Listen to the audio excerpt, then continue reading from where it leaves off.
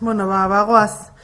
Lehenik eta behin, eskerrik asko. Gurekin beste urtebetez kontatzeagatik, bai babesa emateko eta baita ere aurkezpena egiteko. Elite mailako igerilaririk onenak lehiatuko dira Gabonetako nazioarteko txapelketan aurten ere. Nerekin mailan Adurre Zenarro, Ordiziko alkatea, Izaskun Insausti, Ordiziko Igeriketa klubaren ordezkaria eta Mikel Gaztelumendi federazioko ordezkaria, orain lehendakari ordelanetan eta orain arte lehendakari izana. Esan dugun bezala elite mailako kirolariek parte hartuko dute aurten ere Gabonetako nazioarteko txapelketan eta horretarako bai Ordiziko alkateak adieraziko digu Ordiziarentzako beste urtebetez jakin badakizute, urtebete Ordizin eta urtebete Donostian egiten den txapelketa dela. Gabonetako nazioarteko txapelketa hau Ordizin berriz izateak zer suposatzen duen, baita klubak eta bai federazioak ere. Gipuzkoako Foru Aldundiaren aldetik eskerrak eman baita ere urte gogorrak izan direlako eta honi eutsi alizateko edo mantendu alizateko kirolean orokorrean eta bereziki igeriketa munduan Gipuzkoarrok dugun maila mantentzeko elkarlanean egindako esfortzuagatik, bai klubei eta bai federazioari ere, eta baita horrelako txapelketetan ere oraindik ambizio handiagoarekin egiteko esfortzua egiten dutelako. Decía que presentaba a los 3 miembros que me acompañan en la mesa. Realmente les acompañamos nosotros a ellos porque no somos más que patrocinadores y acompañamos también en el desarrollo, en el impulso de distintas pruebas deportivas en el territorio como forma de demostrar y de contribuir al crecimiento, demostrar el nivel que hay en las distintas modalidades deportivas en el territorio y continuar con el crecimiento de nuestros deportistas y de nuestras deportistas y especialmente en natación, tanto clubes como federación. Estos 2 años que han sido duros han hecho un gran esfuerzo porque las nadadoras y los nadadores guipuzcoanos y guipuzcoanas sigan teniendo oportunidades de tecnificar, oportunidades de crecer y oportunidades de seguir participando en campeonatos internacionales como el que se celebra este año en Ordizia. Beraz besterik gabe, Adurre Zenarrori hitza emango diot.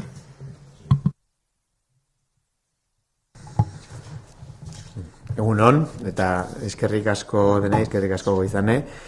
Ezer gutxi eta asko aipatuko nik Ordiziako igeriketa, Eguberritako igeriketa txapelketaren inguruan. Ordiziarrontzat, denontzat nik uste sekulako orea dela gure herrian horrelako txapelketa bat, sortu ez ezik, mantentzeko gai izatea urte guzti hauetan, ez? Nire belaunaldintzat gainea, aitortu behar dizuet, Eguberritako ospakizunetan badaude hainbat ekitaldi, baina Eguberritako txapelketa, igeriketako txapelketa beti izan dela zerbait berezia, ez? Izugarria izan da urte guzti hauetan igeri lekutik kanpo, halako kirolari igerilariak gure herrian izatea, haiekin elkar bizitzeko aukera izatea, eta, aitortu behar dizuet, niretzat bereziki Ordizia Kirol Elkarte igeriketako taldekidea izan naizen enean, asko hunkitzen nauen txapelketa bat da, nire bizitzan zati bat dalako, ez? Urteroko hitzordu nagusina izaten zalako, txikitatik izugarrizko zirrara sortzen zigun, ez dugu ahaztu behar ze garrantzia daukan, eta ez Ordiziarako bakarrik, baizik eta Euskal Herri guztiarako txapelketa honek arrobian motibatzeko izan duen eraginarekin. Beti egon da txoko txiki bat igerileri txiki gazteenentzako txapelketan, eta hori zure idoloekin igeria izatea eta gainea telebistaz zuzenean ikusteko aukera hori, nik uste oso garrantzitsua izan dela, beste kirol batzun artean igeriketa badakigun mediatikoena ez dela izan, aldatu da, egiedazken urteetan, baina urteetan badakigu ez dela kirol majoritarioa izan, eta horrelako txapelketa batek, esan bezala, arrobiarentzat eta igerilari gaztentzat daukan eragina eta motivazioa izugarria da. Horregatik, eskerrak txapelketa hau bizirik mantentzen ahalegina egiten dezuten erakunde guztiei, baino ez nuke bukatu nahi, bere garaian nire aita, ibili izan bezala, belaunaldiz belaunaldi zenbat jende aritu den igeriketari dio maitasunagatik bakarrik musutruk lan egiten txapelketa hau mantentzeko, ez? Eta, zentzu hortan, ni esker bihotzez hau posible egin duzuen eta egiten duzuen guztiei. Egun ondan nahi, nila pixka zentrako naiz txapelketako arlo nagusin, eta lehenik eta behin mila esker eman honea etorri gertura uzaten guzti, eta erakundeko ordezkari baita, gurekin eoteatik. Eta, aurtengo edizioa, 39. edizioa aurkeztu behar deu, eta aurten adurrek esan bezala Ordeizin tokatzen da, Ordeiziko Majori kiroldegin, eta data betikoa, abenduak 29. oizteu muitzen. Gero, goizetan, 10:00 hasiko da saioa, lehiaketai 10:00 emango zaio hasiera, eta sailkapen frogak jorratuko dior. Goizetan lortutako emaitzak kontun izan da, igerilari sailkatuk, atxaldeko finalen sartzeko aukera izango dute. Arratsaldeko finaletan parte hartzeko aukera izango dutenak, hauek 6:30 zitatuko zaie, eta 6:30 emango zaio hasiera, bai ETB-ko katen telebistan botako da, zein streaming bidez baita jarraitzeko aukera eukiko dezue.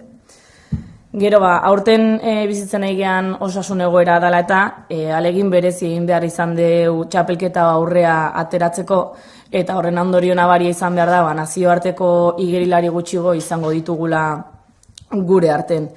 Dena den, bai lortu deuna da, estatu mailari dagokionez, azken urtetan eukiko deun mailaik altuna izan behar dela. Izan ere, Espainiko txapelketatan parte hartu duten hainbat igerilari euki behar ditugu, datu bezala, 7 igerilarin arten 14 froga irabazi dituzte, 14 frogatan izan die garaiek Espainiko txapelketatan, eta hoietaz aparte baita, hainbat igerilari dominak lortu dituztunak baita euki behar ditugu. Da, txesko jarraituko da.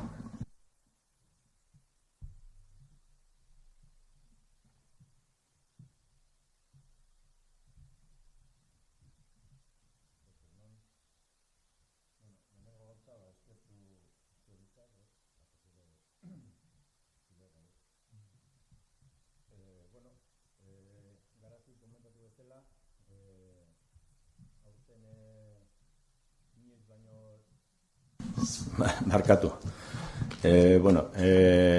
Lehenengo gauza eskerrak eman, batez ere adurren hitzegatik.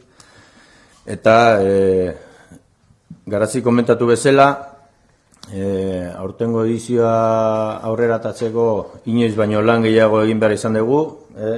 COVID egoera honekin atzerritarrekin asko kostatu zaigu igerilarik lortzea. Bai etorriko die beti bezala italiar taldetxo bat, beraien artean Francesca Fangio, azkeneko Europako txapelketan domina irabazitakoa, eta Mateo Mili duela 2 urte baita podiunean egontzena Ordizin.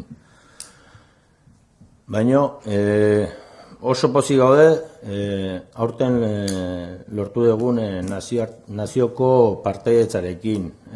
Inoiz baino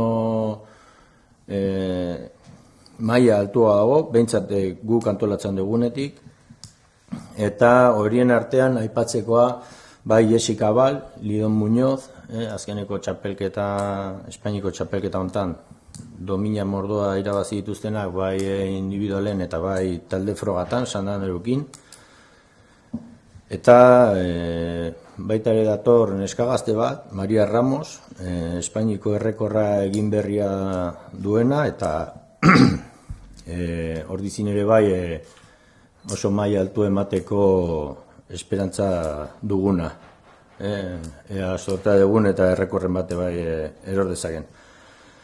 Eta mutilaldetik bueno, ja ordizine bai, podiuna egindakoa, Hugo González de Oliveira, ilusio handia egiten dugu bertan eukitzea, Europako txapelketan 3 domina lortutakoa, Urrea, Zilarra eta Brontzezkoa, eta besteak beste, Alberto Lozano, Oscar Pascual, Naparra, Guain Madrilen, Natación Madrid, talde berria sortutakoa osatzen dutena, oso talde potentea, bai, eta igerilari ugari etorriko dira, eta gero baita jende gaztea beraien artean Nacho Campos, Castellongo igerilaria, ja Espainiako selekzioekin baita hautatua izandakoa, eta espero duguna baita hemen oso maila altua ematea. Beraiekin batea, beti bezala oituradan bezala eukiko dugu Euskal Herriko selekzioa, baita aipagarria azken aldi honetan badaudela igerilari batzuk oso maila altua ematen nahi dienak, bai, aipatza gustatuko litzaidake, bai, Naia Garrido, adinetako marka hoberenak ari dela egiten Espainikoak, eta ja baita Espainiko selekzioarekin autoatoa izan dena, bale. Gero Andorrako selekzioare bai eukiko dugu, ohikoa dute baita honea atortzea, eta baita mundialean eta egongo diren igerilariak dauzkate. Madrilego aipatuako talde berri hau etorriko da, Gredos beti etortzen den bezala ere bai, eta bueno, aurten ere bai, Madrid-Moskardo taldea eukiko dugu bertan, eta baita esan barrago talde nahiko potentea dutela. Kataluniatik baita San Andreu aparte etorriko zaigu Mediterrani taldea, lehenengo talde ia osoarekin, eta gero beste talde potente bat eukiko dugu Valentzia aldetik, bai Delfin eta Nados de Castellón taldeekin. Lehiatuko dituzten frogak izango die betikoak, tximeleta bizkar bular eta libretan 50 eta 100 metrokoak, eta 100 eta 200 metroko distantzia 4 estilo frogan. Aipatu beti bezala, igerik eta egokitua ere tartetxoa eukiko duela, eta gure Richard Oribe Kutxunarekin batera, aurten ere bai, aipatzekoa da Naia Zuraire eta Inigo Llopis igerilariak egon direla, hauek biak azkeneko paraolimpiadatan egondakoak. Naia Zuraire okerrez banago 4. postu bat lortu zuela, eta Inigo Llopisek domina bat lortu zuelarik. Partaidetza totala oraindik itxi gabe balima daukagu ere 300 igerilari inguruan mantentzean espero dugu. Hortarako oso zorrotzak izan behar gea segurtasun neurriekin, baino talde guztia daukagu lanean inungo arazorik gabe dena aurrera eraman alizateko. Eta betiko moduan ere bai, sariak fina taula puntuazioen arabera izango dira, eta bai gizonezko eta emakumezko entzat 1.500, 1.000 eta 500 euroko sariak egongo dira 3 lehenengo entzat, eta Euskal Herriko lehenengo igerilariarentzat neska edo mutila 300 euroko beste sari bat edukiko dugu. Hortaz aparte, aipatu beharra dago ere bai, bai Espainiko errekorrak, Euskadiko errekorrak, edo Espainiko adinetako marka hoberenak egiteagatik ere bai,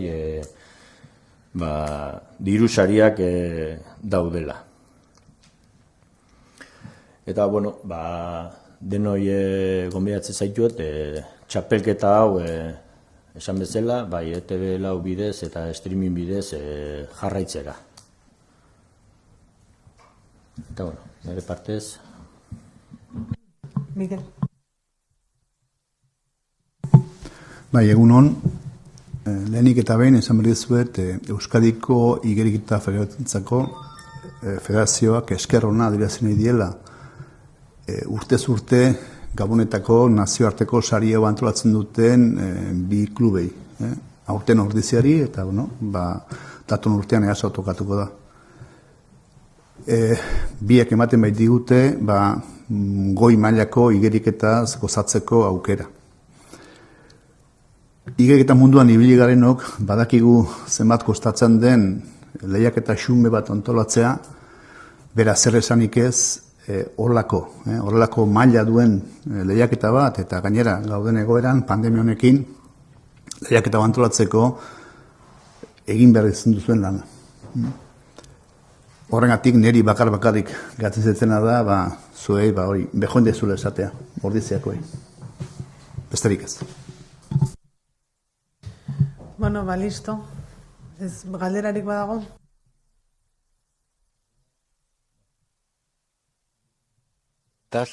Explícanos lo que comentabas, que este año, debido a la pandemia, pues han sido muchas las dificultades, ¿no?, para llevar a cabo el torneo, que faltan más participación internacional, pero por lo menos los que acudan el día 29 a Manjori van a ver lo mejor de lo mejor a nivel sobre todo estatal y con la incorporación de algunos nadadores italianos y checos, ¿no? Eso. Te agradezco la pregunta además porque he tenido un despiste y me he olvidado de un fichaje que es de última hora y es Simona Kubova, una nadadora checa que ha participado en 3 Olimpiadas y ahora estos días también está en el Mundial. La dificultad ha estribado en que la gente está más reticente a volar, a venir hasta aquí para luego tener que volver, tienen compromisos de otro tipo de campeonato. Nos ha fastidiado bastante el cambio de fechas de la ISL, una liga de natación en la que participan los mejores del mundo, en la que teníamos prácticamente cerrado un par de participantes de muchísimo nivel. Se han cambiado las fechas y nos ha trastocado todo y ha sido imposible contar con ellos. Claro, tuvimos que rehacer un poco la idea inicial que tiene siempre y empezar a buscar en el panorama nacional un poco esos nadadores que no podíamos traer de fuera, con lo que conlleva de nuevos contactos, tirar un montón de amistades, de teléfonos, de otros entrenadores que les hagan llegar un poco lo que es este torneo, ¿no? Porque si no lo conocen, pues al final venir a un pueblo que no conoces como Ordicia, en una piscina que no encuentras ninguna referencia, resulta un poco complicado. Por suerte, y entiendo que gracias al trabajo bien hecho estos años atrás, sí que tenemos esa gente que nos ayuda a hacer ese enlace, ¿no? Y bueno, pues así hemos conseguido la participación que tenemos este año, que cuando se vea en la serie se verá que ha subido muchísimo el nivel en general.